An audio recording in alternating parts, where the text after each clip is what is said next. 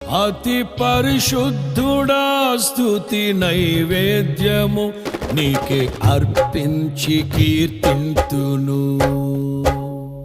అతి పరిశుద్ధుడా స్తుతి నైవేద్యము నీకే అర్పించి కీర్తింతును.